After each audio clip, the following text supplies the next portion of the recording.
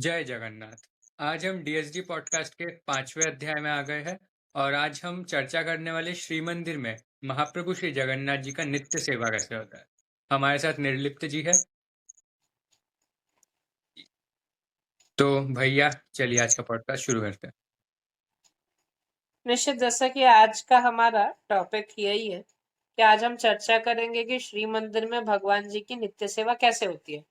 तो जैसे कि मतलब अब हम सब जानते हैं कि एक्चुअली हर मंदिर में भगवान जी की पूजा का एक स्पेसिफिक प्रोसीजर होता है। तो मंदिर में वो देवता का घर होता है, देवता उधर मनुष्य की तरह वास करते हैं और उसी चीज को दिखाने के लिए एक स्पेसिफिक प्रोसीजर होता है, एक पद्धति होती है। तो जैसे कि अभी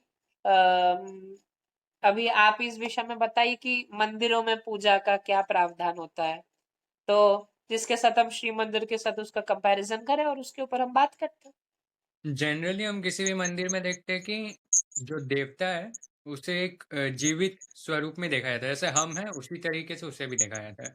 तो हर मंदिर में जैसे हम सुबह को उठते हैं उसी प्रकार देवता को भी मतलब उन्हें भी उठाया जाता है। उनका आरती होता है, उनका पूजा होता है इसी प्रकार से।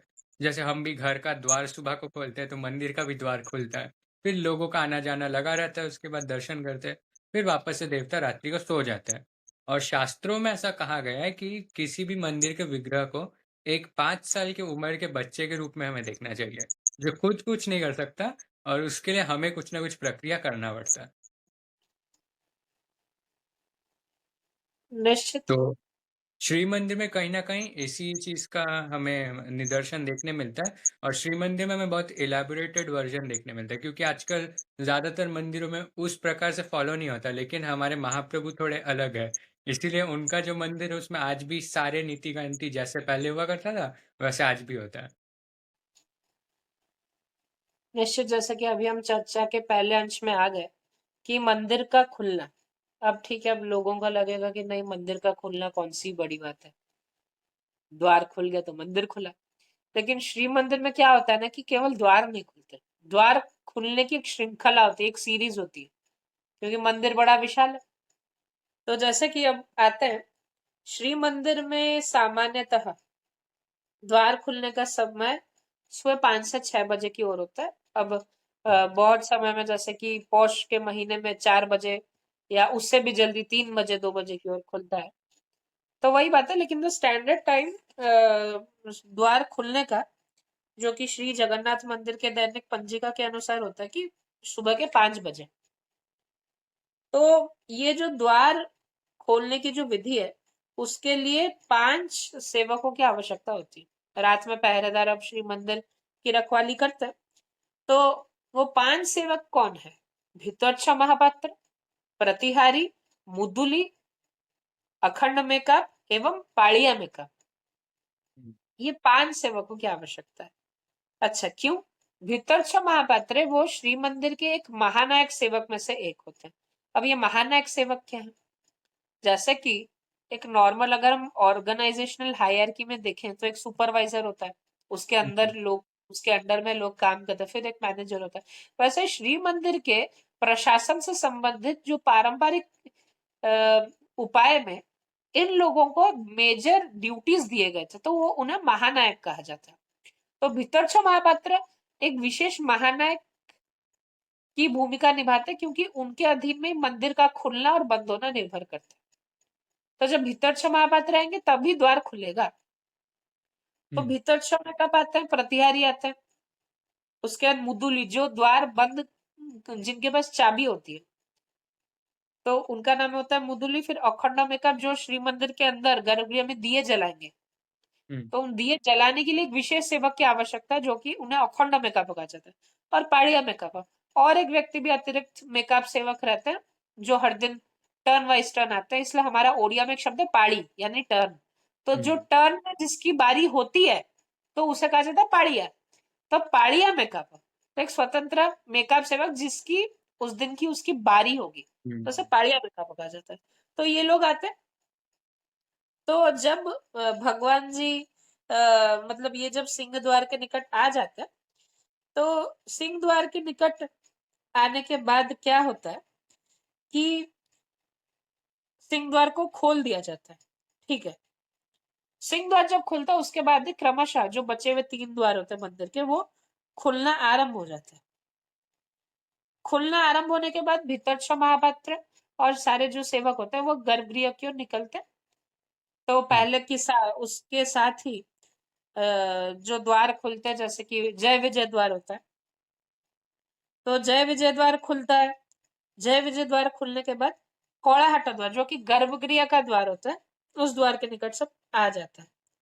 ठीक है, जय विजय द्वार जब खुल जाता है और गर्भगृह का द्वार खुलने वाला होता है, तब जय विजय द्वार को भीतर से बंद किया कर दिया जाता है।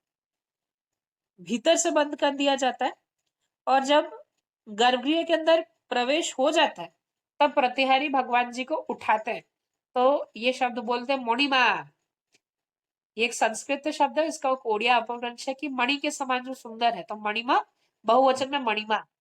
तो मणिमा शब्द का प्रयोग होता है और भगवान जी को उठाया जाता है। उठाने के बाद भगवान उसके बाद फिर भगवान जी के निकट जो दिए होते हैं, जो बुझा दिए जाते हैं रत्न सिंहासन के निकट, उन दियों को पुनः जलाया जाता है। तो गर्भगृह में रोशनी होती है। रोशनी होने के बाद फिर भगवान जी के जो, क्योंकि रात में सोए रहते हैं, तो उनके निकट पलंग रहते हैं, उनके चांदी के बिस्तर रहते हैं तीनों भगवान जी के, तो उन बिस्तरों को निकाल दिया जाता है। एक सरप्राइजिंग चीज होती है कि जब द्वार खोला जाता है, तब भगवान जी को निवेदन किया जाता है कि हे प्रभु, आप एक रूप से पुनः 7 रूपों में सिंहासन में विराजमान हो जाइए। अब ये क्यों बोला जाता है? तो ये बोलने का एक मूल चीज होता है कि जब रात में भगवान जी सोते, इसके विषय में तो हम आगे के पॉडकास्ट में भी चर्चा करेंगे, जी, जी। तब भगवान जी 7 रूप में एक हो जाते हैं। 7 रूप जो रत्न सिंहासन में बैठे रहते हैं, बलभद्र जी, सुभद्रा, जगन्नाथ जी इत्यादि चतुर्धा मूर्ति एवं श्रीदेवी भूदेवी माधव, तो ये 7 रूप होते हैं। भगवान जी 7 रूप में बैठे, तो जब वो शयन के लिए आते तब वो पुनः 7 से 1 बन जाते हैं। इसलिए उनके प्रतीकात्मक रूप में शयन प्रतिमा निकलते हैं गर्भगृह से, उनकी आरती होती है, पुनः फिर भगवान जी के पट बंद होते हैं। तो उन्हें पुनः कहा जाता है, प्रभु जी जब रात में जो आप एक बन गए थे, पुनः आप सप्तधा विग्रह बनकर आप सिंहासन में विराजमान होइए।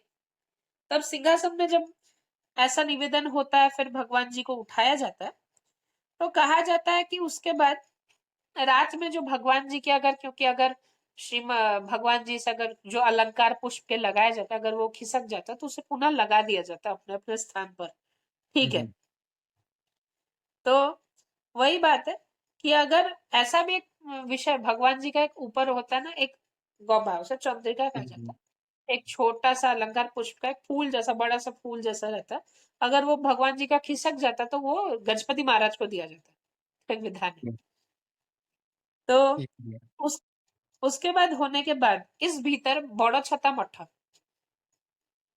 तो ये जो बड़ा छाता मठ है, जो कि सिंह द्वार के निकट है, जो कि हुँ, गोस्वामी तुलसीदास जी के समय में स्थापित हुआ था, तो उनके जो भक्त जन है, उन मठ के जो ब्रह्मचारी गण है, साधु संत है, वो भगवान जी के लिए जागृत कीर्तन करते हैं। भगवान जी का जब अंदर में ये सब कार्य चल रहा होता है, तब वो जागृत कीर्तन करते हैं, जय गोविंदम जय गोपालम इत्यादि। वो एक जागृत कीर्तन करते हैं, केशव माधव राम दयाल इत्यादि गाना गाते हैं। तब जब इस भीतर जब भगवान जी का ये सब कार्य समाप्त हो जाता है, जब जय विजय द्वार खुल जाता है। ठीक है, जय विजय द्वार खुल जाता है, और खुलने के बाद भगवान जी की मंगला आरती आरंभ होती है। ठीक है, हुँ, हुँ, अब जैसे कि हुँ। अब मंगला आरती की बात चल रही है, जैसे अब आप बोलिए कि हर मंदिर में इस विषय में होता है, तो आप इस विषय में थोड़ा प्रकाश डालिए। हाँ, तो हमारे भारत में कई सारे मंदिर हैं जो बहुत पुराने समय से चले आ रहे हैं। तो उन मंदिरों में भी देवता का प्रथम जो आरती है उसे मंगल आरती कहा जाता है। और श्री मंदिर में भी यही चीज़ निर्वाहित हो रहा है और श्री मंदिर में ये इसको मंगल आरती कहा जाता है और इस समय मतलब इसमें एक भाव ये छिपा हुआ है कि पूरे जगत का कल्याण हो। इसलिए सुबह को जो पहला आरती है, पूरे जगत के कल्याणार्थ में ये आरती होता है। और देश के जितने भी मंदिर हैं वहाँ पे भी ये होता है। अगर हम देखें तिरुपति में, हमारे बंगाल के मंदिरों में और भी कई सारे मंदिरों में होता है। आज के समय में कहीं-कहीं पे ये परंपरा रुक रहा है, जो नए मंदिर बन रहे हैं। निश्चित। अब जैसे प्रभु जी को उठाने की प्रथम प्रक्रिया होती है मंगल आरती।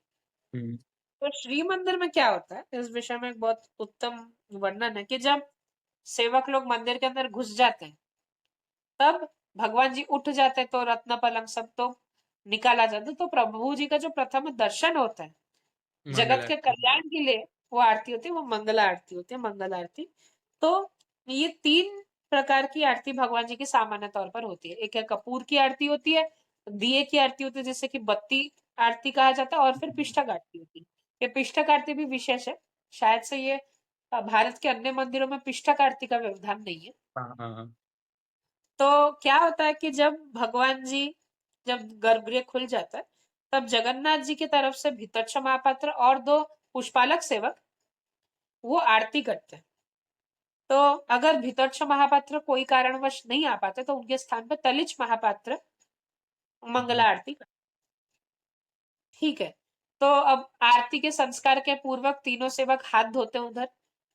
ठीक है। ये जो सारे सेवकों को पानी देने का कार्य जो होता है, ये गौरा बड़ू नामधेय एक सेवक करता है, जिनका नाम है कि जो एक पानी का एक छोटा सा लोटा, जैसे कि हुँ, ओडिया में गौरा कहा जाता है, उसे पकड़े रहते हैं।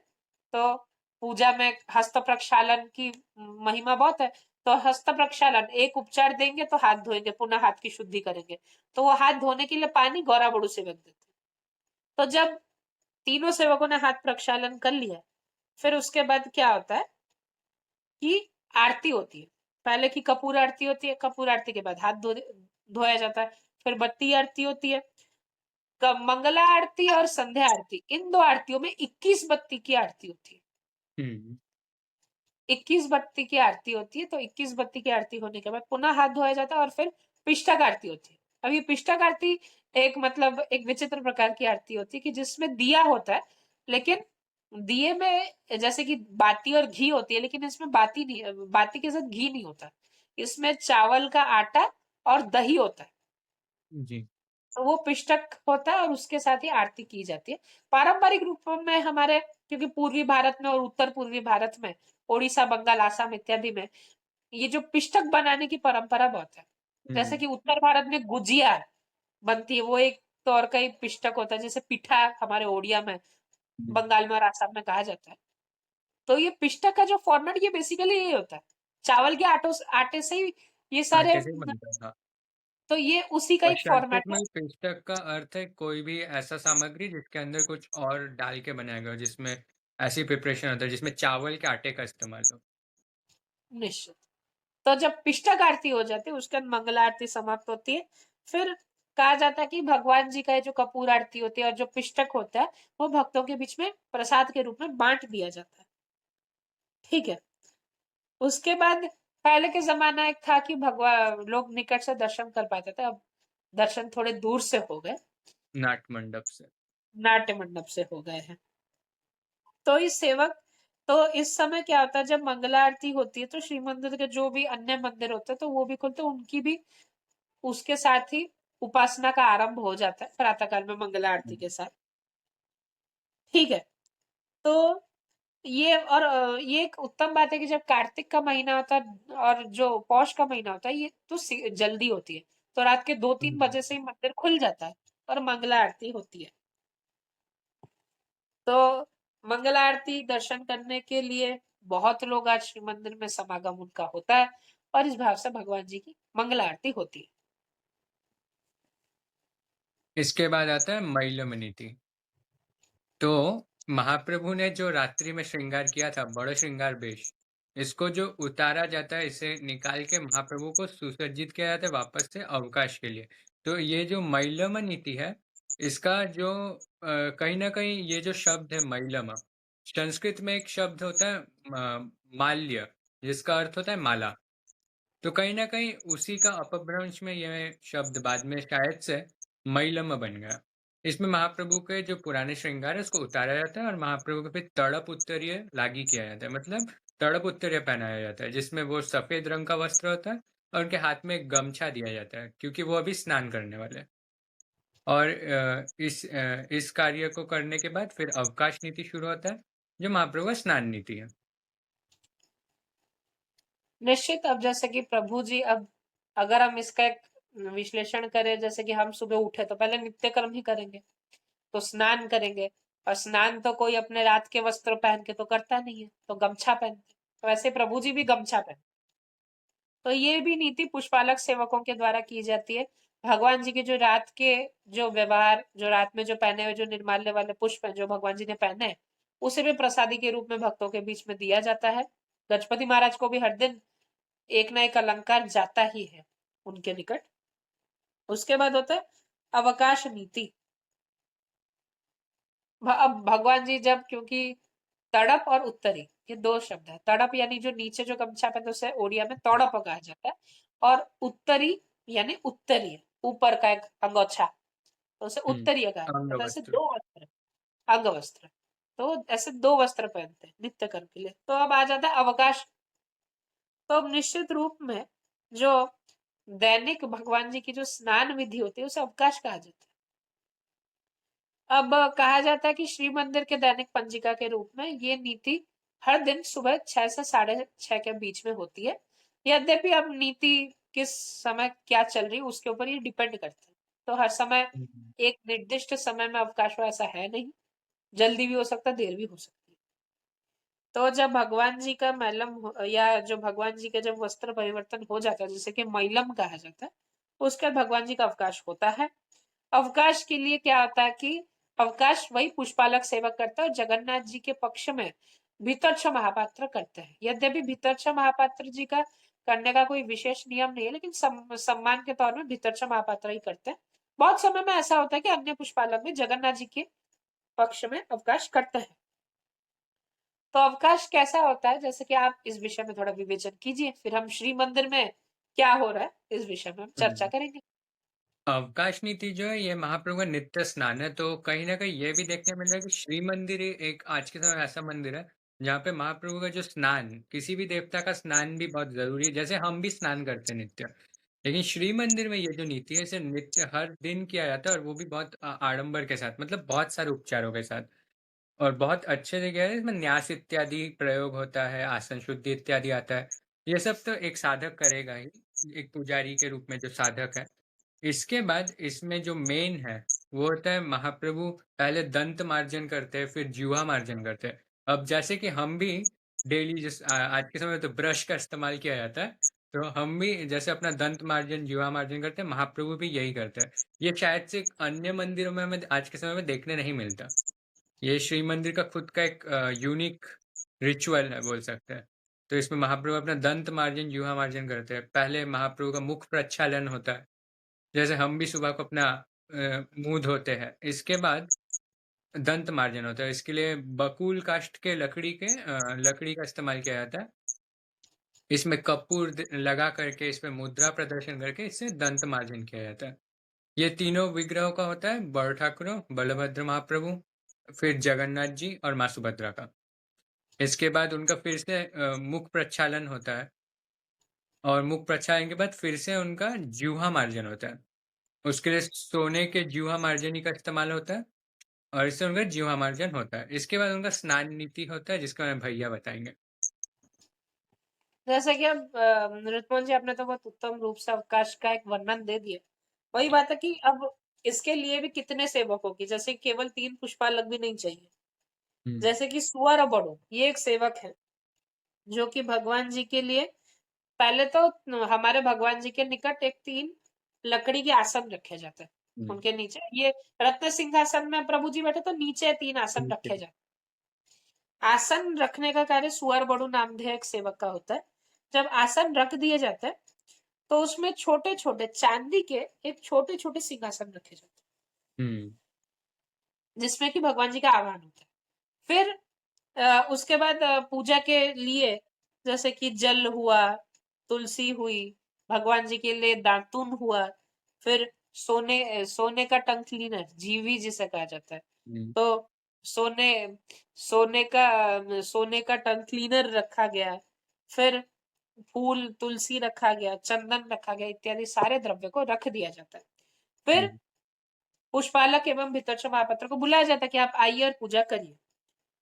जब ये सेवक आते हैं, उसके बाद भगवान जी का पूजा का आरंभ होता है। जैसे कि आपने कहा कि हुँ, साधक रूप में हर पूजा में आसन शुद्धि से मातृका तक होता है।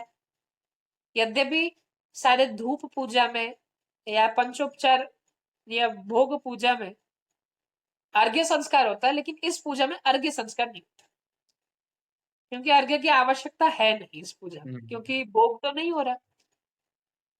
तो पहले आसन शुद्धि से मातृका तक करने के बाद, ये जब हो जाता है, उसके बाद क्या होता है कि भगवान जी को गंध पुष्प से अर्चना की जाती है। तो जो पंचोपचार होता है, ये पुष्प के माध्यम से ही दिया जाता है। ये श्री मंदिर में विचित्र परंपरा है कि हुँ, सामान्य तौर पर उपचार यानी हम उपचार दे, जैसे गंध यानी चंदन, फूल यानी फूल, धूप दीप नैवेद्य, धूप दिया और भोग। लेकिन इधर क्या होता है, भोग के रूप में ये जो नित्य कर्म ही भोग के उपचार में भोग आ के जाता रूप है। में आता है। हुँ, तो ये गंध पुष्प के द्वारा आराधन करने की बात आती है। भगवान जी को सारे पुष्प के माध्यम से ही अर्चना उपचार की के जाती है। जैसे, और अर्चना करने के बाद फिर क्या होता है, भगवान जी को एक एक चांदी के एक बर्तन में, जिसमें हुँ, कपूर और सुगंधित जल हो, उससे प्रभु जी का मुख प्रक्षालन किया जाता है। मुख हुँ, प्रक्षालन के बाद उनके कुल्ला करने के लिए पानी दिया जाता है, जिसे हम आचमन कहते हैं। फिर उसके बाद दातून में थोड़ा चंदन कपूर इत्यादि लगाकर, और जायफल का थोड़ा, जावित्री का थोड़ा, एक पाउडर होता है उसका चूर्ण लगाकर भगवान जी को दांत घिसाया जाता है। भगवान जी दांत घिसने के बाद सोने की जीवी से जीवा मार्जन करते हैं। फिर उन्हें आचमन दिया जाता है। आचमन देने के बाद भगवान जी के निकट दर्पण रखा जाता है। हुँ, दर्पण रखा जाता है। और ये क्योंकि अब भगवान जी के जो विग्रह हैं वो काष्ठ से हैं, लकड़ी के हैं, तो निश्चित प्रत्यक्ष रूप में हर दिन स्नान नहीं होता। तो ये जो स्नान होता है ये दर्पण में होता है। अब दर्पण कैसा, पीतल का दर्पण होता है, जिसमें कि भगवान जी का प्रतिबिंब रिफ्लेक्शन आता है। उसी को ही, हुँ, जब भगवान जी का रिफ्लेक्शन आता है ऐसा सोच के, वो दर्पण ही प्रतिमा है ऐसा सोचकर उधर ही उपासक तुलसी एवं फूल देकर उधर आवाहन करता है। फिर दही, आंवला, कपूर और सुगंध जल से भगवान जी का उधर स्नान करते हैं। सामान्य तौर पर जैसे नीलाद्रि महोदय में पंचामृत का वर्णन दिया, लेकिन अधुना दही की दही मिश्रित लेप का ही स्नान हुँ, भगवान जी का हर दिन होता है। जब स्नान हो जाता है, तो अगर हम ये देखें कि पहले के समय में एक था कि भगवान जी का ये जो स्नान दर्शन होता था, ये गर्भगृह में टिकट खरीद के लोग जा सकते थे। अब वो व्यवस्था नहीं है। अब दूर से ही, नाट्य मंडप से ही ये विधि देखने का अवसर मिलता है। तो अब जब दही से भगवान जी का स्नान हो गया, तब उसके बाद क्या होता है कि उसके बाद क्या होता है, भगवान जी का पुनः श्रृंगार होता है। और ये जो स्नान का जो चरणामृत है, जैसे कि श्री मंदिर में अवकाश जल व हुँ, अवकाश, इस शब्द से, क्योंकि इस नीति का नाम अवकाश है, तो उस जल को भी अवकाश के नाम से जाना जाता है। तो जो अवकाश का जो जल है, चरणामृत है, ये श्री मंदिर में भी भक्तों के निकट इसका वितरण किया जाता है। लो, और कहा जाता है कि भगवान जी का जो स्नान जल की बड़ी महिमा है। ये विधि सामान्यतः 20 से 25 मिनट के दरमियान ये विधि अनुष्ठित होती है। उसके बाद अन्य अन्य सेवा अनुष्ठित होती है। ऋतमों जी। हाँ, तो इसके बाद महाप्रभु का श्रृंगार होता है। जैसे हम भी स्नान के बाद अपने वस्त्र परिवर्तन करते हैं और सुसज्जित करते हैं अपने आप को।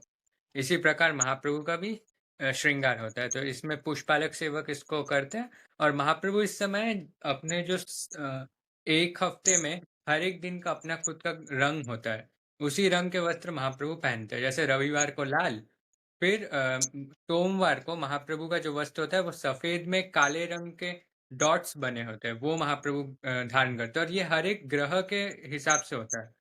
ग्रह के साथ इसका एक कनेक्शन है। उसके बाद फिर मंगलवार में महाप्रभु 12 भैया उस वस्त्र को क्या कहा जाता है? जो मंगलवार बारह के उसे कहते हैं 12 पाटियां। हाँ, इसमें महाप्रभु का 7 रंग का मिश्रण से एक वस्त्र बनता है, जिसे जो इस दिन पहनते हैं महाप्रभु। तो ऐसे ही 7 दिनों के लिए महाप्रभु अलग-अलग रंग के वस्त्र पहनते हैं और ये कहीं न कहीं उन ग्रहों को भी रिप्रेज़ेंट करता है, जो उस दिन पे है। और इसके बाद महाप्रभु का पुष्प अलंकार से श्रृंगार भी होता है और क्योंकि महाप्रभु का हम देखेंगे दिन में कई बार श्रृंगार होता है।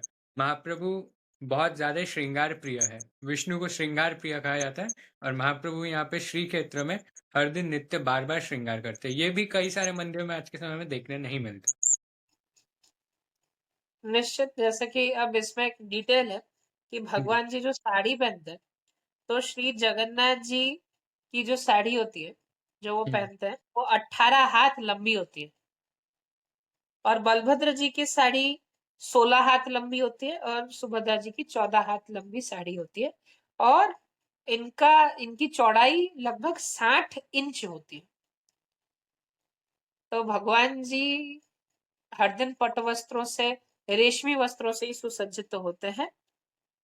और इसके बाद अभी हम आ जाते हैं भगवान जी को, उसके बाद श्री मंदिर में दर्शन खोल दिया जाता है, उसे साहन मेला कहा जाता है। अब तो वो नहीं हो रहा, लेकिन उस समय भगवान जी के निकट गर्भगृह में लोग जाके दर्शन कर सकते थे।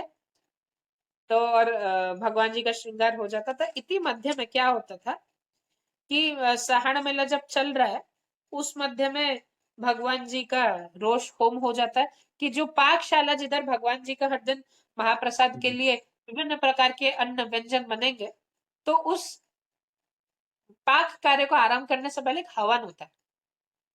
उस हवन की अग्नि कोई उस हवन की अग्नि कोई चूल्हे में प्रज्वलित की जाती है, उसे ही हुँ, लगाया जाता है। और उसी अग्नि से ही ये सारे व्यंजन बनते हैं। तो ये भी पूजा पंडा सेवक के माध्यम से पाकशाला में ये नीति अनुष्ठित होती है। फिर श्री मंदिर में एक स्थान है सूर्य मंदिर, जो कि श्री मंदिर में लोग कंफ्यूज हो जाते हैं कि सूर्य मंदिर तो एक महालक्ष्मी मंदिर के निकट भी है, लेकिन हुँ, और एक सूर्य मंदिर है छोटा सा, वो सूर्य यंत्र मंदिर है, उधर सूर्य यंत्र है, वो हुँ, मुक्ति मंडप के ठीक निकट है। तो उसी सूर्य यंत्र में सूर्य पूजा हर दिन पूजा पंडा सेवा के माध्यम से होती है, क्योंकि विष्णु पूजा से पहले सूर्य पूजा का होना अत्यंत आवश्यक है। हुँ, हुँ, तो इसलिए सूर्य पूजा हर दिन की जाती है। और उसके बाद द्वारपाल पूजा भी होती है कि भगवान जी को अगर सुरक्षित रखने के लिए दो द्वारपाल हैं, जय विजय, हुँ, तो उनकी विशेष रूप से पूजा होती है। इस मध्य में हमारे भगवान जी के जो वाहन गरुड़ महाराज है, उनका भी विशेष रूप से स्नान और श्रृंगार हो जाता है। और जय विजय जी को, द्वारपाल एवं गरुड़ महाराज जी को पहले भोग लगता है।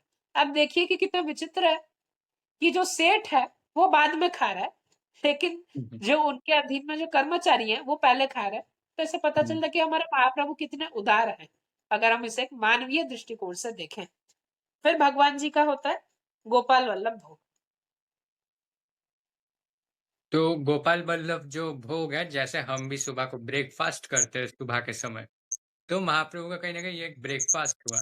तो इसमें महाप्रभु सुबह के समय बहुत ही मतलब लाइट, जैसे हम भी कहते हैं लाइट खाएँगे सुबह को, तो थोड़ा कम खाना, मतलब इसमें ज़्यादातर फल इत्यादि ही होता है इस भोग में।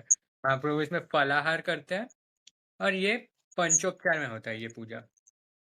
और ये बोलना बहुत ज़रूरी है कि श्री मंदिर में पंचोपचार पूजा भी कहा जा रहा है, लेकिन वहाँ पे असल में दशोपचार पूजा होता है और दशोपचार पूजा के द्वारा ये गोपाल वल्लभ अनुष्ठित होता है।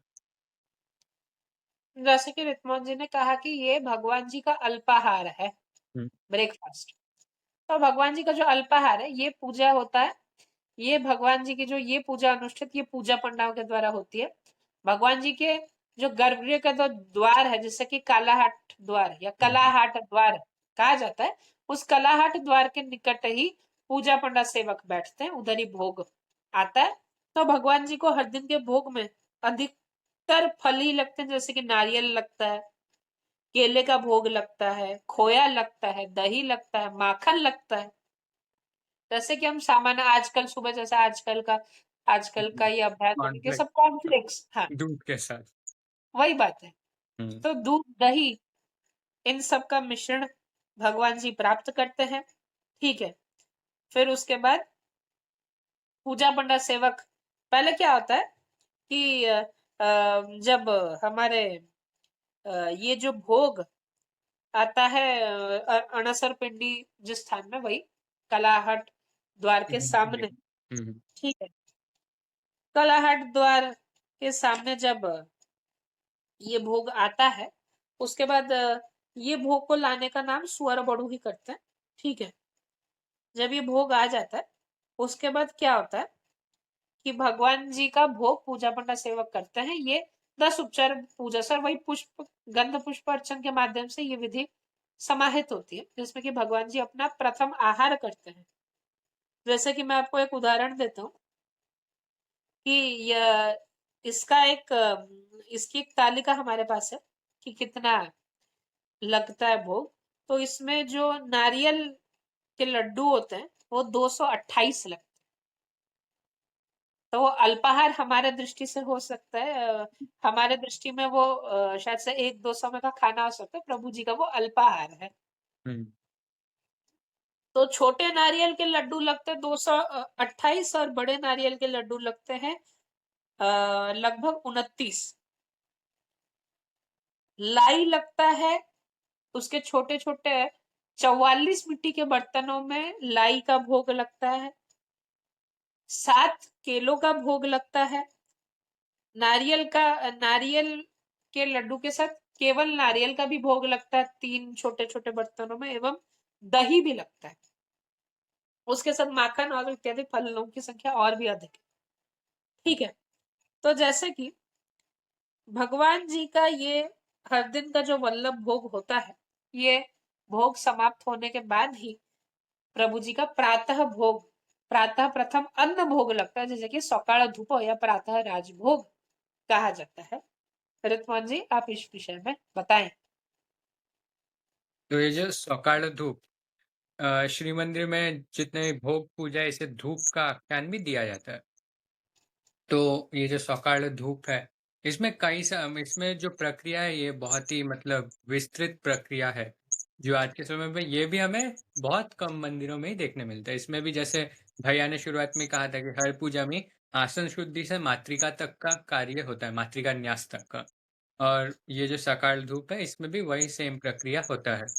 और यही सेम प्रक्रिया अवकाश में भी होता है। तो अभी हम इसको थोड़ा विस्तृत रूप में आज चर्चा करेंगे कि इसमें न्यास, जो न्यास है, भूत शुद्धि, ये सब प्रक्रिया क्यों किया जाता है किसी भी पूजा में। और विशेषतः ये जो धूप पूजा है महाप्रभु का। तो जब हम देखते हैं भूत शुद्धि, इसका एक छोटा-सा वर्णन कहीं पे हमें तंत्र ग्रंथों में भी मिलता है, एक छोटा-सा वर्णन जो है कि शरीर क्योंकि पंचतत्व से बना है और हमारे शरीर को प्यूरिफाई करने के लिए इस भूत शुद्धि क्रिया को किया जाता है। और इसका अलग-अलग हमें वर्णना मिलता है, इसका अलग-अलग व्याख्यान है। जैसे हम जब सांख्य दर्शन में देखेंगे, सांख्य दर्शन में कहा जाता है पुरुष और प्रकृति के मिलन से 25 तत्वों का, आपका शायद से नेट में कुछ समस्या जी, 25 तत्व बनते हैं और बाद में चल के वही पुरुष उन्हीं 25 तत्वों में मतलब व्यस्त हो जाता है या उसी से ग्रसित होके वो इसी में बँट जाता है। और फिर तो इसी से वो 25 तत्वों में वो खो जाता है बोल सकते हैं अगर हम नॉर्मल भाषा में कहें। तो इसी से कहीं न कहीं एक साधक निकलने का कोशिश करता है ताकि वो ब्रह्म से अपने आप को एकाकी रूप में देख पाए। क्योंकि आखिरकार इस जगत में जो भी है सांख्य दर्शन के अनुसार एक है जीवात्मा और एक है परमात्मा। तो दोनों का जो मिलन होता है इसी कार्य से होता है, भूत शुद्धि क्रिया से। तो एक व्यक्ति अपने 25 तत्वों को अपने शरीर में जगाता है मातृका न्यास इत्यादि से और भूत शुद्धि से और कहीं न कहीं इसी के अंदर से वो बाहर भी निकलता है। इसका और एक हमें वेदांत में भी मिलता है कि वेदांत में भी वही कहा जा रहा है कि जीवात्मा और परमात्मा और दोनों का मिलन कैसे होगा? एक साधक जब ये समझेगा कि ये जो शरीर है, ये तो नश्वर है, लेकिन मेरा जो आत्मा है, जो मैं खुद हूँ, क्योंकि हम जब कहते हैं मैं, मतलब मैं जो ये शब्द हम कह रहे हैं, इसका अर्थ क्या है? कौन है ये? ये हमारा आत्मा है। ये शरीर बस उसके ऊपर के कपड़े जैसा है, जिसे एक ना एक दिन हमें त्याग करना ही पड़ेगा। और उस दिन आत्मा शरीर से निकल जाएगा। तो ये आत्मा जाता कहाँ है? क्योंकि ये आत्मा परमात्मा का ही एक अंश है, जो वेदांत के हिसाब से यही कहा गया है। तो ये जो प्रक्रिया है इससे हम समझते हैं हम अपने शरीर में न्यास से जितना भी देवता का मूल मंत्र हुआ या मातृका हुआ, इससे हम अपने शरीर के अंदर अलग-अलग देवताओं का आवाहन करते हैं। कभी दोनों आँखों में, नाक में, उँगलियों में, हर जगह में हम सोचते हैं कि हमारे अंदर वो मंत्र स्थापित हो रहा है और मंत्र को देवता का शरीर माना गया है। कहीं न कहीं मंत्र रूप में देवता अधिष्ठान करते हैं, तो इसलिए मंत्र का बहुत बड़ा वो आता है, मंत्र गुप्त रखने का बात आता है। क्यों गुप्त रखने का बात आता है? क्योंकि लोग इस चीज़ को समझ नहीं पाते कि मंत्र बस कोई ऐसे ही वो नहीं है कि कुछ भी मंत्र का कोई अर्थ नहीं है, ऐसे आज के समय मूवीज़ में दिखाया जाता है हमें, तो वैसा नहीं है, मंत्र के बहुत सारे अर्थ होते हैं, मंत्र शरीर होता है देवता का और उसी देवता को हम अपने शरीर में जगाते हैं। तो इस प्रक्रिया को न्यास बोला जाता है, तो इससे कहीं न कहीं साधक सोचता है कि मैं और वो देवता अलग नहीं है और वो अपने आप को भी देवता के तुल्य मानता है और हम जब खुद अपने आप को देवता जैसा बनेंगे, तभी हम उसके उनके पूजा करने का अधिकारी बन पाएँगे। तो ये हुआ वेदांत में और यौगिक परंपरा का इसमें हमें एक समावेश देखने मिलता है, जो है कि पहला बात तो यहाँ पे एक चीज़ बोलना चाहूँगा कि जो ओडिशा है उत्कल ये एक समय पे यौगिक परंपरा का केंद्र था। यहाँ पे सारे यौगिक परंपरा हमें दिखते हैं, जो बाद में चल के अब थोड़ा आज के समय में उतना देखने नहीं मिलता, लेकिन पहले ये यौगिक परंपरा का एक केंद्र था। और इसी का एक चीज़ है कि इसीलिए पूजा में कुछ-कुछ यौगिक परंपरा का भी हमें निवेश मिलता है, जैसे कि प्राणायाम हुआ और उसमें न्यास इत्यादि को भी उसमें माना जा सकता है। तो भैया इसके आगे आप बताइए धूप पूजा में? निश्चित, मतलब ये पहला षोडश उपचार पूजा होता है और हुँ, हमने अभी अपने पॉडकास्ट में इसके डिटेल से ज़्यादा फिलोसॉफिकल मीनिंग में हम ज़्यादा कॉन्संट्रेट कर रहे हैं। तो हुँ, पहले पूजा के बारे में जाने, तो हम पहले इसका थोड़ा डिटेल जान लेते हैं कि क्या हो रहा है, उसके बाद हम वापस उसके फिलोसॉफिकल मीनिंग में पहुँच जाएँगे कि अब ये जो सकाळ धूप पूजा है, प्रथम राजभोग, भगवान जी के ऐसे 3 मुख्य पूजा होती है। सकाळ धूप, मध्याह्न धूप, संध्या धूप। हुँ, प्रातः राजभोग, मध्याह्न राजभोग, संध्या राजभोग। तो जो 3, क्योंकि हमारे सनातन धर्म में 3 समय की उपासना की बात की जाती है। हुँ, ज्यादातर मंदिरों में भी संध्या की उपासना के बाद उपासना नहीं होती। यद्यपि अनेक मंदिरों में शयन की एक स्वतंत्र उपासना होती है, लेकिन क्योंकि वो त्रिकाल में नहीं आती, तो उस पूजा का भी मतलब अमाउंट है वो घटा दिया जाता है। जैसे कि अगर दिन में षोडशोपचार पूजा है तो जो रात्रि का पूजा होता है तो वो हुँ, पंचोपचार का अच्छा। हो जाता है। हुँ, हुँ, तो जो ये सकाळ धूप है, तो इसमें भगवान जी को पहला अन्न भोग लगता है दिन का। हुँ, तो उसमें भगवान जी को खिचड़ी लगती है, साग लगता है, विभिन्न प्रकार के पीठे लगते हैं, खीर का भोग लगता है, कानिका का भोग लगता है, ठीक है। फिर जो भाजी का भोग लगता है, हम इसे हमारे तो ओडिया में भोजा कहा जाता है, तो भाजी का भोग लगता है, इत्यादि अनेक प्रकार के द्रव्यों का भोग प्रभु जी का ये पहला होलसम मील है, जो कि प्रभु जी का खाएंगे। तो ये जो विधि है, उसके पहले गर्भगृह से लेकर जगमोहन तक का सारा जो परिसर है, इसे साफ किया जाता है।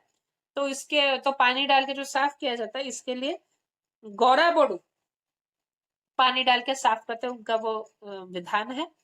फिर उसके बाद क्या होता है कि उसके बाद भोग का आने की जो प्रक्रिया होती है वो आरंभ हो जाती है। तो ये जो भोग होता है, तो इसके लिए बड़े-बड़े मतलब पाकशाला से इस भोग को अत्यंत पवित्रता के साथ, जो सुअर बोर्ड होता है, वो अपने वो अपने मुंह को ढक कर, कि कहीं हुँ, अगर कुछ थूक निकल गई या अगर हमारी सांस अगर भोग में अगर स्पर्श हो जाती है तो वो हुँ, अपवित्र हो जाता है। तो ये सोच के सारे प्रकार के, जैसे कि हम कोविड में पहनते हैं ना मास्क, मास्क। मास्क क्यों हुँ, पहनते हैं? कहीं इन्फेक्शन हो जाए, तो उस चीज को पूरे ध्यान रखते हुए मुंह को संपूर्ण रूप में ढककर, जैसे कि हमारे ओडिया में कहा जाता है बाघ मुख, हुँ, तो संपूर्ण मुंह को गमछे से ढककर उस अवस्था में भोग को लाया जाता है। भोग को लाने के साथ बड़े-बड़े जो मिट्टी के छोटे-छोटे हांडियों में तो भोग आते हैं, उसके साथ प्रभु जी के मुख्य रूप में बड़े-बड़े थाली में भी भोग आते हैं। तो उसमें खिचड़ी का भोग होता है। तो ये जब भोग भगवान जी के निकट आ जाते हैं, उसके बाद भगवान जी के सम्मुख एक छोटा-सा कपड़ा बाँध दिया जाता है, जिसे कि टेरा कहा जाता है। एक छोटा-सा कपड़ा द्वार के दोनों ओर, जब आप अगर आप धूप पूजा के समय जाएँगे, तो देखें हुँ, प्रभु जी के सामने कपड़ा-सा बंधा होता है। जैसे कि दृष्टि थोड़ी बाधित हो जाए, कहा जाता है कि प्रभु जी को अगर नज़र लग जाएगी। प्रभु जी इतना स्वादिष्ट भोग पा रहे हैं, अगर कोई नज़र लगा ले तो असुविधा होगी। तो इसलिए नज़र ना लगे, इसकी व्यवस्था भी होती है। हुँ, तो जब भगवान जी का ये भोग हो जाता है, जब भोग लाया जाता है, उसके बाद पूजा पंडा सेवकों को बुलावा भेजा जाता है कि आप आइए और भगवान जी की पूजा करिए। तब पूजा करने की अवस्था आती है और षोडशोपचार पूजा में भगवान जी की पूजा होती है। तो अगर हम सच कहें तो भगवान जी, जैसे कि श्री मंदिर में जो पंचोपचार कहा जाता है वो होता 10 उपचार है, वैसे कि जो षोडश उपचार होते हैं वो वास्तव में 24 उपचार होते हैं। तो इसमें इस विषय में एक सुंदर वर्णन नीलाद्रि महोदय ग्रंथ में है। ठीक है, नीलाद्रि महोदय ग्रंथ में है कि पूजा के पूर्व हम इसे थोड़ा संक्षिप्त में बोलेंगे, बाद में उपचारों के ऊपर हम ज्यादा बोलेंगे, क्योंकि ये जो न्यास इत्यादि का जो चीज है गुरु प्रदत्त भी है और थोड़ा सा खुद का अध्ययन चाहिए, क्योंकि अगर हम इधर बोल भी रहे तो लोग एक साथ समझ पाएंगे या नहीं, इसकी शंका है। हम हुँ, लेकिन उसका फिलोसॉफिकल मीनिंग में जाएंगे कि why it is so special, ये इतना विशेष क्यों, क्योंकि सारे मंदिरों में ये विधि नहीं होती। ये विधान अभी केवल ओडिशा, बंगाल और उत्तर पूर्वी भारत, नॉर्थ ईस्ट में है, और श्री मंदिर शायद से इकलौता मंदिर है जिधर हर दिन ये विधान हो रहा है। हुँ, हुँ, हुँ। तो उसके वैसे पूजा के पूर्व अर्चक भूत शुद्धि, प्रणव, अंतर्मात्रा का, बहिर्मात्रा का इत्यादि विधियों का पालन करेगा। फिर वो पहले मानस पूजा करेगा। मानस पूजा करने के बाद वो भगवान जी का वो पूजा करने का आरंभ करेगा। तो पूजा जब आरंभ हो जाता है तो पूजा आरंभ में 24 उपचारों की पूजा होती है। ये जो 24 उपचार है, इस विषय में नीलाद्रि महोदय में एक सुंदर वर्णन दिया गया है, जो कि मैं आपको इधर बता रहा हूं कि पहले तो सारे प्रकार जो 16 मुद्राएं होती हैं, ठीक है, उन प्रभु जी को पहले आवाहन किया जाता है। आवाहन के बाद 16 उपचार के साथ एक प्रसन्नार्चन की भी विधि होती है, कि प्रभु जी का पहला जब उपचार हो जाता है उसके हुँ, बाद जाके अगर आपको प्रसन्न, प्रभु जी खुश हैं, ऐसा भी सोच के आपको एक उपासना करनी है कि जिससे प्रभु जी खुश हो, प्रभु जी प्रीत हो। तो ये जो विधि होती है ये विश्व के अन्य कोई मंदिरों में नहीं होती, जो कि श्री जगन्नाथ मंदिर में ही विशेष रूप से है। तो ये जो उपासना है, मुझे नहीं लगता कि ये और कहीं हमें देखने के लिए मिलेगी। जैसे कि 16 उपचार तो है, आसन है, स्वागत है, पाद्य है, इस विषय में तो मैं अभी संक्षिप्त में वर्णन करूंगा। उसके बाद हम रितमोहन जी से जानेंगे कि इन उपचारों का अर्थ क्या है। हुँ। जैसे कि अभी मैं आपको नीलाद्रि महोदय का इधर से एक रेफरेंस दे रहा हूँ। रेफरेंस नीलाद्रि महोदय का, हाँ,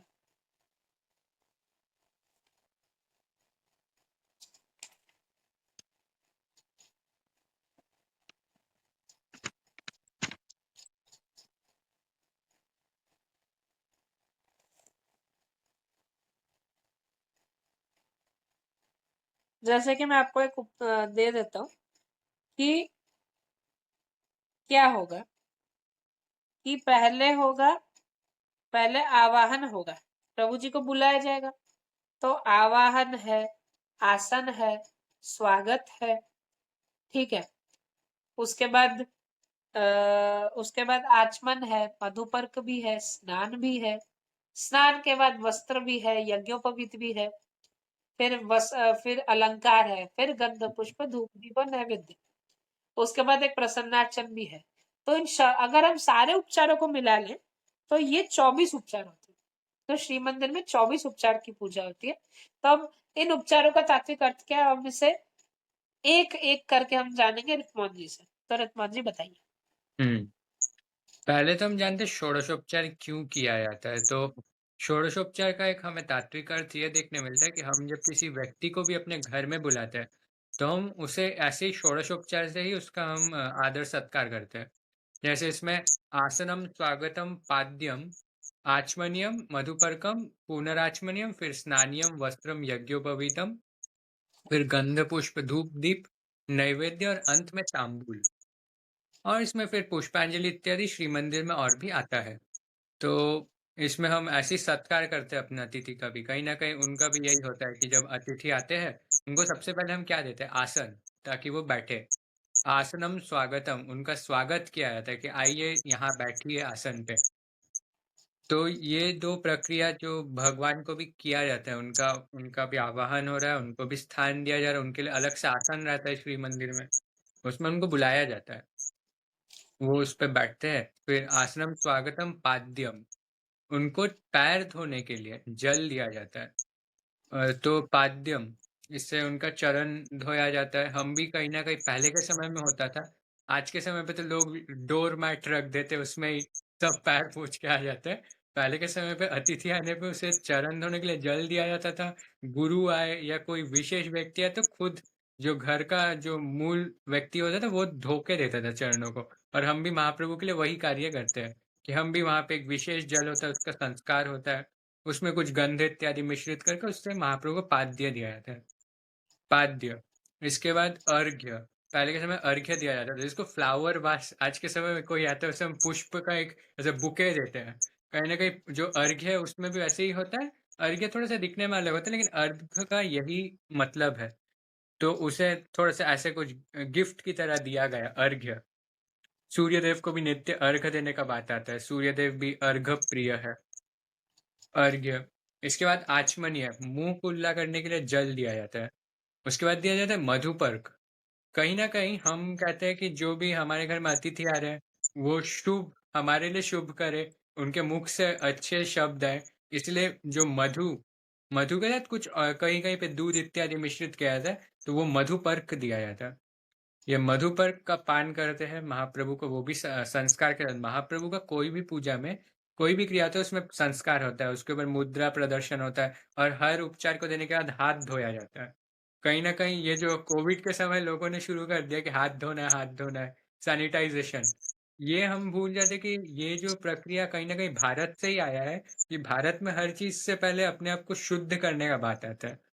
और आज के समय में लोग सोच रहे हैं कि ये वेस्टर्न कंट्रीज़ से आ रहा है, लेकिन इंडिया में ये चीज़ बहुत पहले से ही है।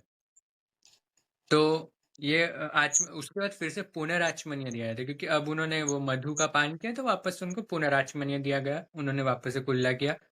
इसके बाद आ रहा है स्नानीय, उनको स्नान के लिए जल देते हैं। हम अतिथि जैसे ही घर में आते हैं, उनको हम स्नान करने के लिए कहते हैं कि वो स्नान करें। तो उनको स्नान का जल इत्यादि दिया जाता है महाप्रभु का, उसके लिए भी श्री मंदिर में एक दर्पण रखा जाता है, उसमें थोड़ा-सा आवाहन करके उनका स्नान उधर में हो जाता है। फिर स्नान हुआ, इसके बाद फिर वस्त्र, हम अतिथि को भी नूतन वस्त्र देते हैं, ताकि वो उसको धारण करे। वस्त्र दिया जाता है, फिर यज्ञोपवीत, आज के समय में तो लोग यज्ञोपवीत पहनते भी नहीं है, लेकिन यज्ञोपवीत एक बहुत ज़रूरी चीज़ है हमारे सनातन धर्म में, तो वो भी निवेदन किया जाता है महाप्रभु को। उसके बाद अलंकार इत्यादि दिया जाता है, ताकि वो सुसज्जित हो पाए। इसके बाद गंध, पुष्प, धूप, दीप, नैवेद्य, हम तिलक करते हैं अपने अतिथि का। तो यहाँ पे भी महाप्रभु को उसके लिए गंध दिया जा रहा है। या सुगंधित द्रव्य लगाने के लिए पहले के समय में लोग चंदन लगाते थे अपने सर्वांग में, उससे सुगंध आता था। तो ये गंध दिया गया, फिर पुष्प दिया गया उनके चरणों में। पुष्प, फिर धूप, उनको सुगंधित वातावरण बनाया जा रहा है उनके चारों तरफ, इसके लिए धूप दिया गया। फिर दीप, दीप से उनका कहीं न उनका एक आरती आरती जैसे 3 बार किया जाता है। इससे कहीं न कहीं उनके जो आस-पास के बाधाएँ हैं, ये भी हट जाता है और कहीं न कहीं इसका एक तात्विक अर्थ और देखने मिलता है कि एक साधक जब अपने इष्ट को दीप दे रहा है, वो कहीं न कहीं उस इष्ट को उस ज्योति के रूप में दर्शन करता है, उस इष्ट से वो मिलने का एक प्रक्रिया है। अग्नि रूप में ब्रह्म का स्वरूप। तो अग्नि, तो उसके लिए दीप दिया जाता है और पंचोपचार पूजा भी अगर हम देखें तो उसमें पंच तत्वों का भी बात आ रहा है। तो इसमें अग्नि तत्व आ गया दीप के रूप में और अंत में नैवेद्य दिया जाता है। नैवेद्य हम भोजन के लिए तो देंगे ही, आज के समय में लोग जाते हैं लोगों के घर में खाने के लिए ही। तो खाना दिया गया महाप्रभु को। वो जो भोग, क्योंकि ये तो धूप पूजा है तो उसमें भोग भी बड़े विस्तृत रूप से रहता है, भैया ने तो बताया ही। तो ये जो भोग हुआ, इसके बाद अंत में फिर तांबूल दिया जाता है। जैसे आज के समय में लोग च्युइंगम खा रहे हैं लेकिन पहले के समय में तांबूल दिया जाता था। जो पान होता है उसमें कई सारी चीज़ों को मिश्रित करके लवंग इत्यादि वो दिया जाता है जिससे उनका एक सुगंधित उनके रिफ्रेशमेंट के लिए वो दिया जाता है। तो यही हुआ उनका पूजा का प्रक्रिया। इसमें फिर अंत में पुष्पांजलि इत्यादि होता है। श्री मंदिर में से भैया बता ही रहे थे कि 24 उपचार होता है, इसमें और भी कई सारी चीज जुड़ जाते हैं। निश्चय, जैसा कि अब रितमान जी ने अब 16 उपचारों का एक विशद वर्णन दे दिया, हम्म। तो इसमें जैसे कि कुछ विशेष चीजें होती है जिसके साथ उपचार की संख्या बढ़ जाती है। हम्म। जैसे कि पुष्पांजलि में पंच पुष्पांजलियों की बात आती है कि महाप्रभु जी को 5 बार पुष्पांजलि दी जाती है। तो वो 5 बार पुष्पांजलि जब जब दी जाती है तो भगवान में के विभिन्न स्वरूपों को सोचकर 5 बार पुष्पांजलियां दी जाती है। फिर उसके बाद धूप के पूर्व एक आवरण पूजा होती है। कहा जाता है कि भगवान जी कभी अकेले नहीं आते, हम्म। वो अपने संगी साथी पकड़ कर आते हैं अपने साथ। तो विभिन्न आवरण, जैसे कि अभी भगवान को वर्तमान के समय में कृष्ण रूप में ही पूजित किया जा रहा है। तो जैसे कि भगवान कृष्ण के जैसे दो सुदामा, मधु इत्यादि हुए, उन सबको भी गंध पुष्प के माध्यम से सम्यक थोड़ी उपासना की जाती है। गोपियों की जाती है, नंद यशोदा इत्यादि सारे उनके संगी साथियों की आप पूजा की जाती है। इसे लगभग 5 आवरणों में बांट दिया जाता है। फिर उसके बाद धूप दिया जाता है। धूप के बाद धूप के समय एक स्वतंत्र घंटा संस्कार होता है कि जो हम घंटी बजाते हैं उसकी भी हम्म। पूजा की जाती है, क्योंकि वो नाद ब्रह्म का उच्चारण करते हैं। तो कहा जाता है कि जब धूप हो जाता है उसके बाद क्या होता है, धूप के बाद फिर से आचमन किया जाता है। धूप और दीप के बाद पुनः आचमन। हम्म। तो पुनः आचमनीय जब किया जाता है तब पुनः आचमनीय के इससे एक उपचार की संख्या बढ़ जाती है। ठीक है। हम्म। तो पुनः तो ऐसा होता है कि धूप के बाद दीप होता है, फिर पाद्य और आचमन दोनों बार होते हैं। तो धूप के बाद दीप के बाद पुनः पाद्य, फिर से चरण पखारे जाते हैं, फिर से मुख के लिए पानी दिया जाता है। नैवेद्य के लिए आप बैठे तो उसके लिए आपको पुनः परिष्कार किया हाँ जा हाँ रहा है। हाँ। आप पुनः साफ हो रहे हैं, क्योंकि खाने से पहले हम हाथ धोते हैं। तो पुनः प्रभु जी को साफ किया जाए, प्रभु जी पुनः कुल्ला करे। तो इसमें 2 उपचार बढ़ रहे हैं। जो जब 2 उपचार बढ़ गए उसका नैवेद्य होता है, फिर मुख धोने के लिए पुनः आचमन दिया जाता है। तो ये ऐसा करके और तीसरा उपचार बढ़ गया 16 में, तो इधर 19 हो रहा है। हम्म। तो 19 जब हो रहा है उसके बाद प्रभु जी की स्तुति की जाती है। प्रभु जी आप अच्छे हो, आप आनंदमय हो, आपकी भक्ति में हम लीन है। तो उनसे चर्चा करना, जैसे हम अतिथि आते हैं उनकी भी बात करता है, आप कैसे हो, हालचाल तो हम्म। पूछते हैं। तो ऐसे प्रभु जी की भी स्तुति करते हैं। उसके बाद कपूर की आरती होती है, तो वो और एक बार आरती होती है, उसे नीराजन कहा जाता है। और उसके बाद पान प्रभु जी को दिया जाता है, वो तांबुल होता है। तांबूल। और उसके बाद प्रभु जी के आरती के बाद उन्हें पुष्पांजलि के रूप में विशेष रूप से दूर्वा एवं अक्षत दिया जाता है। तो ये जब चीजें मिल जाती है तो वो एक बार में 24 उपचार हो जाते हैं। तो इसी के साथ ही जब 24 उपचार हो जाते हैं, जब हमने पढ़ा, तो उसके बाद क्या होता है कि आरती होती है।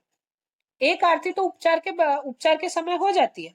हम्म। दूसरा क्या होता है, दूसरा क्या होता है कि आरती के समय भी, आरती के बाद मतलब पूजा में तो एक आरती का एक उपचार होता है, वो बंद दरवाजे के अंदर होता है। हम्म। जब दरवाजा खुल जाता है तब भक्तों के लिए और एक आरती होती है। तो वो धूप आरती के रूप में होता है, जिसपे पुनः हम्म। कपूर आरती, सात बत्ती आरती इत्यादि इत्यादि अनुष्ठित होते हैं। और एक आपको विशेष पूजा का एक मुख्य अंक बताता हूँ कि जब भगवान जी का नैवेद्य हो जाता है, नैवेद्य जब हो रहा होता है तब वो क्या होता है, पुनः आचमन दिया जाता है। ठीक है। नैवेद्य के बाद पुनः आचमन दिया जाता है। इस समय जब भगवान जी नैवेद्य प्राप्त करके बैठे हैं, उनका भोग हो गया, उसके बाद एक हवन की विधि होती है।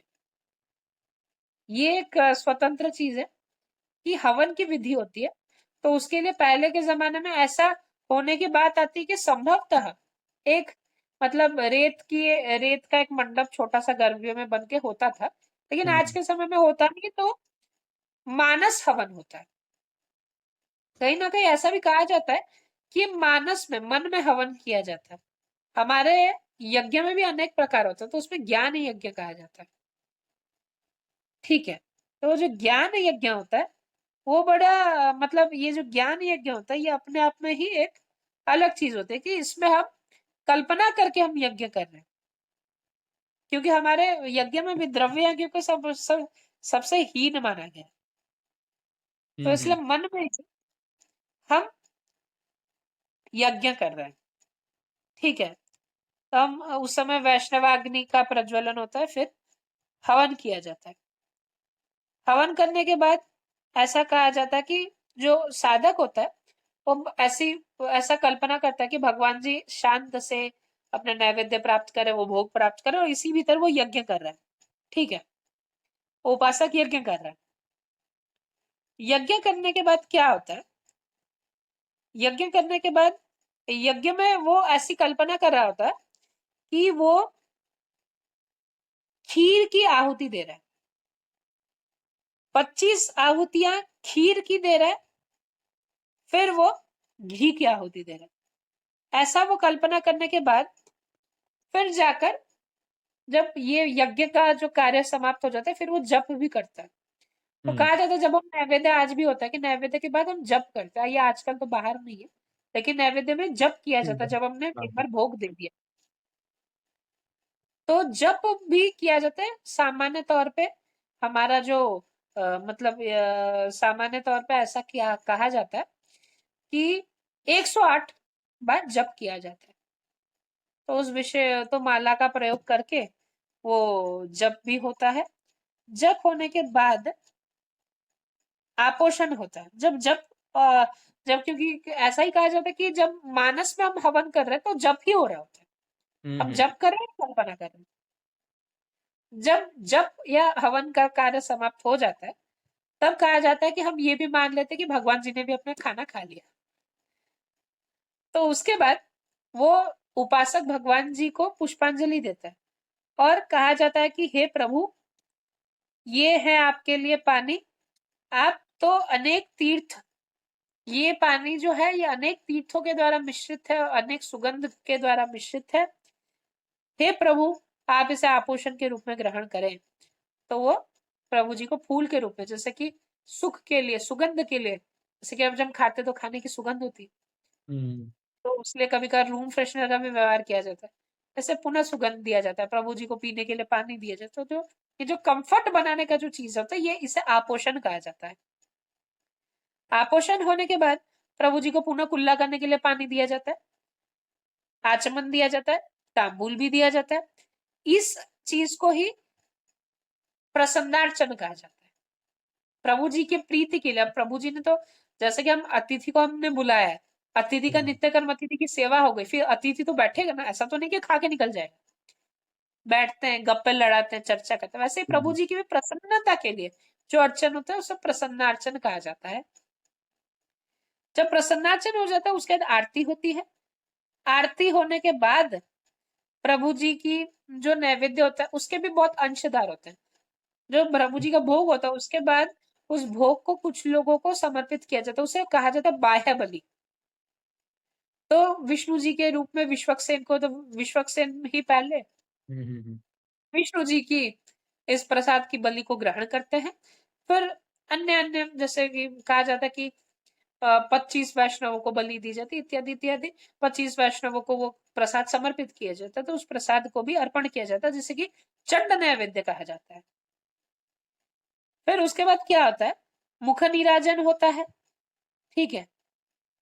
मुख नीराजन होने के बाद जब आरती हो जाती है, तो उसके बाद ये होता है कि प्रभु जी को फिर सम्मान के सहित, ठीक है, सम्मान के साथ जब आरती की जाती है, तो उसके बाद क्या होता है कि प्रभु जी को वंदना पढ़ी जाती है, ठीक है। तो जिसमें कि मैं आपको एक उत्तम इसका श्लोक बताता हूँ। एक श्लोक है, ये श्लोक ऐसा है कि ध्येयम सदा परिभवग परिभवग्नम अभीष्टदोहम तीर्थस्पदम शिव विरंचिनूतम शरण्यम भर्त्यरितम भर्त्य भर्त्य ही हम प्रणपतिपाल भवाधिपोतम वंदे महापुरुष ते चरणारविंदम। तो इसका अर्थ ऐसा होता है कि हे महापुरुष, हम आपके चरण सरोज, यानी जो पद्म चरण है, चरण रूपी जो पद्म है, उनको हम नमस्कार करते हैं, क्योंकि आप ही संसार में सत्य हो, आप ही सभी तीर्थों से ऊपर हो, और आपको शिव और ब्रह्मा भी आपके प्रति अपना सम्मान देते हैं। तो हम आपके ही शरण में जा रहे हैं। फिर एक बात कहा जाता है कि भगवान जी को राजोपचार भी दिया जाता है, क्योंकि वो तो राजा है, तो उन्हें राजा के रूप में उपचार दिया जाता है। जैसे कि कहा जाता है कि उसके रूप में भगवान जी जब पूजा हो रही होती तो उस समय चवर भी डोलाया जाता है, तो चवर होता है, पंखा किया जाता है, उसे व्यजन कहा जाता है, छत्र भी धरा जाता है। ये हम हर समय तो नहीं होता, लेकिन जो हुँ, विशेष पूजा के समय घंट छत्र इत्यादि होता है, पूजा के समय घंट भी बज रहा होता है। तो ये सब जो चीजें, ये राजोपचार का प्रतीक है, एक राज मर्यादा का प्रतीक है। जैसे कि आज जब प्रधानमंत्री आता है, तो जब राष्ट्रपति आता है, तो उनके लिए भी प्रेसिडेंट्स बॉडीगार्ड होता है, एक सम्मान के हुँ, लिए। हुँ, ऐसा नहीं कि वो घोड़े में बैठे हुए सैनिक सबकी हत्या करेंगे सुरक्षा के लिए। It is a form of honour. तो इस रॉयल ऑनर को दिखाने के लिए भी प्रभु जी के निकट भी ये सब चीजें होती हैं, जैसे कि वो राजा है, इस चीज को प्रदर्शित करने के लिए। फिर भगवान जी के निकट हीन पूर्वकम होता है कि अगर कुछ पूजा में गलती हो गई हो तो आपसे माफी मांगते हैं, ठीक है, क्योंकि हमें तो पता नहीं है, हमें केवल पता है कि हम आपके प्रति हम आपके शरण में आ गए, तो हमारी मुक्ति वही है, क्योंकि हमने आपको भज लिया, आपने ही हमें बुलाया, हमने केवल आपका ही स्मरण किया, तो हमें यही लगता है कि आपके स्मरण मात्र से ही सारे तपस्या फलीभूत हो जाएंगे, हमें पूजा का ज्ञान नहीं है। फिर उसके बाद क्या किया जाता है कि हमने ये चर्चा की कि वास्तव में भगवान जी की पूजा में क्या होता है कि हुँ, उपासक खुद को देवता बनाता है। यही योग और सांख्य और वेदांत का मत है हुँ, कि आदि शंकराचार्य कहते हैं कि जीवो ब्रह्मैव ना पर, ब्रह्म और जीव अलग नहीं है। तो जो हुँ, उपासक जो खुद को देवता बनाए रहता है, वो पुनः खुद को मनुष्य बना लेता है, तो अपने आप को भगवान जी के निकट समर्पित करके वो ये अनुभव करता है कि उसके अंदर जो देवत्व है वो पुनः प्रतिमा में लीन हो रहा है, वो हुँ। पुनः प्रतिमा में चला जा रहा है। ठीक है, जैसे कि आजकल जो, क्योंकि ये भगवान जी कहीं न कहीं जगन्नाथ जी का, और एक सांख्य दर्शन में एक ऐसा थ्योरी आता है, उसमें कहा जाता है हम हमारा जो शरीर है वो एक घट जैसा है, जिसके बाहर भी हवा है, अंदर भी हवा है, लेकिन इस घड़े को तोड़ेगा कौन? तो कहीं न कहीं ये जो प्रक्रिया है, भक्ति मार्ग है या फिर पूजा का कर्मकांड मार्ग है या कोई भी मार्ग, कर्म योग, इन सब के द्वारा एक व्यक्ति अपने आप को वही ब्रह्म के साथ जब उसको ये चीज़ समझ आएगा, अब हम कहना तो बड़ा आसान है कि मैं और ब्रह्म एक है, लेकिन इसको अनुभव जब करेगा, इसके लिए बहुत कठिन मार्ग है। जब ये अनुभव वो कर पाएगा तभी उसका असल में उसका मुक्ति होगा। तो ये जो घड़े को तोड़ने का काम भी ये ज्ञान मार्ग अंत में जाके ज्ञान ही सब कुछ है। तो ये जो ज्ञान है, यही इस चीज़ को तोड़ पाएगा। तो ये कहीं न कहीं इसका भी एक हमें मिलता है कि अंत में जैसे भैया ने बोला है कि वो समझता है कि महाप्रभु के साथ मेरा एकाकी भाव है और अंत में फिर वो वापस महाप्रभु के अंदर ही अपने आप को विलीन कर देता है। निश्चित। तो ये जो क्रिया के बाद ये पूजा समाप्त होती है, फिर हुँ, भोग निकलता है और महाप्रसाद भक्तों के बीच वितरण होता है।